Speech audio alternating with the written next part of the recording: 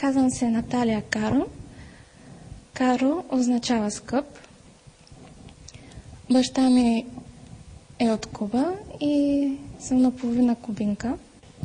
Учила съм в училището по изкуствата град Русе. Сега уча в Търново, втора година живопис. От малка започна да ходя на курсове по рисуване и оттам продължи и ето ме тук, първата ми самостоятелна изложба. Ориентирам се по класическите майстори. Впечатление ми направил Рембрандт. Според мен всеки художник трябва да има тази основа, за да може в последствие да прави каквито рисунки си иска.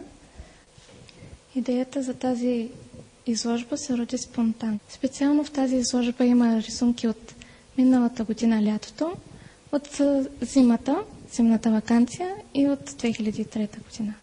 Няма определени рисунки, за които мечтая да осъществя.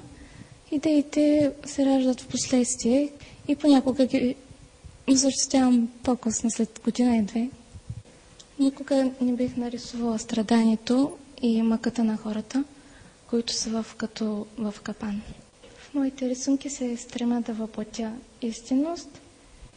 Историята на една от любимите ми рисунки е свързана с един сън, където ми се стори много странна тази композиция и реших да я нарисувам, да видя как наистина ще изглежда.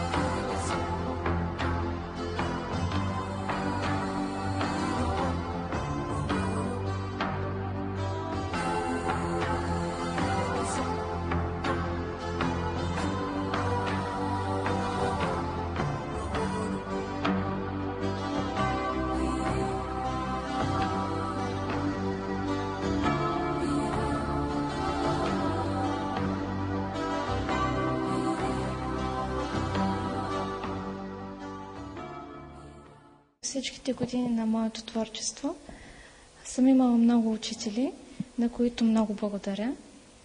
Като най-вече искам да спомена Георги Стойков.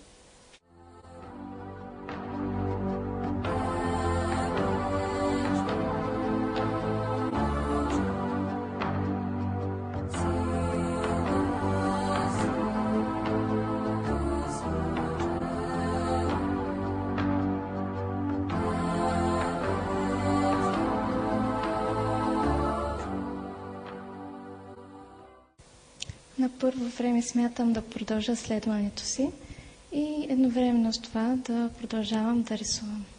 Пожелавам на галерия Силвена Арт да продължава да подкрепя млади автори, които да показват своите фотографии и рисунки. А пък на приятелите на изобразителното изкуство пожелавам да творят още дълги години.